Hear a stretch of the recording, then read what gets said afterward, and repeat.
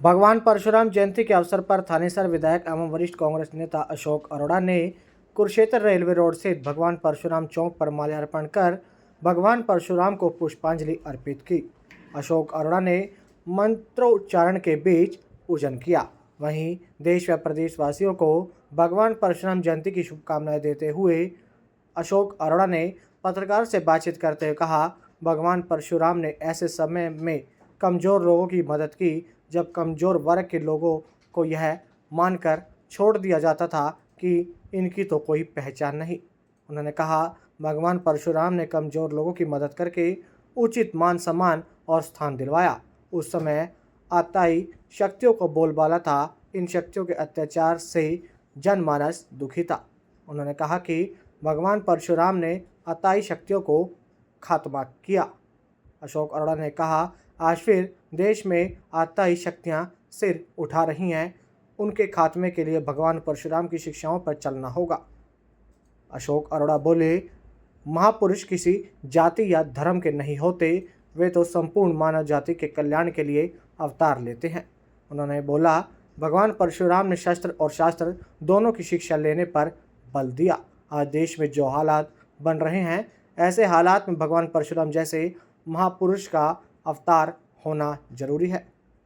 हरियाणा प्रदेश और इस देश के हर नागरिक को बहुत बहुत बधाई देते हैं। भगवान परशुराम ने ऐसे समय में कमज़ोर आदमियों की मदद की जब कमज़ोर को ये मान के छोड़ दिया जाता था कि कमज़ोर की तो कोई पहचान ही नहीं, परंतु भगवान परशुराम जी ने कमज़ोरों की मदद करके उनको जो स्थान दिलाया, इसके लिए भगवान परशुराम के चरणों में शत शत नमन करते हैं। ऐसे महापुरुष जो धरती पे आते हैं वो लोगों के भले के लिए आते हैं और आज हमें खुशी है कि सभी समाज के लोग आज भगवान परशुराम के चरणों में नमन करते हुए हम उन्हें दोबारा से याद करते हैं कि ऐसे महापुरुष दोबारा धरती पे जन्म लें ताकि धरती पे जो अब भी पाप बढ़ रहा है उसको भी खत्म किया जाए। कांग्रेस की तरफ से लगातार संविधान पे जो हमले हो रहे हैं सत्ता पक्ष द्वारा, कांग्रेस पार्टी ने हमेशा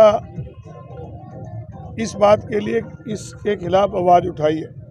देश की आज़ादी की लड़ाई में भी कांग्रेस का बहुत बड़ा योगदान रहा और देश की आज़ादी के बाद बाबा साहब ने संविधान में हम सबको जो अधिकार दिए, आज उन अधिकारों को कुचलने का काम सत्ता पक्ष के लोग बैठे हैं, करने का काम कर रहे हैं। कभी सुप्रीम कोर्ट के ऊपर टिप्पणी होती है, कभी मुख्य चुनाव आयुक्त के ऊपर टिप्पणी होती है। तो ऐसे में कांग्रेस पार्टी ने निर्णय लिया कि पूरे 40 दिन संविधान को बचाने के लिए पूरे देश के अंदर लोगों को जागरूक करेंगे। उसी कड़ी में कुरुक्षेत्र के अंदर 4 तारीख को हमारी पार्टी के प्रदेश अध्यक्ष चौधरी उदयभान जी और पूर्व में मुख्यमंत्री रहे चौधरी भूपेंद्र सिंह हुड्डा कुरुक्षेत्र भी कार्यकर्ताओं के सम्मेलन को संबोधित करें। कोई रैली जिस तरह निर्धारित की गई है, रैलियां होंगी बकायदा, मुंह तोड़ जवाब देगा, ऐसा कुरुक्षेत्र में तय किया। इसी प्रकार से मैंने बताया कि कार्यकर्ता सम्मेलन ही रैलियां का रूप लेंगे, उसके बाद हल्का स्तर पे होगी और फिर गांव में घर घर जाकर हम लोगों को संविधान की रक्षा के लिए जागृत करने का काम।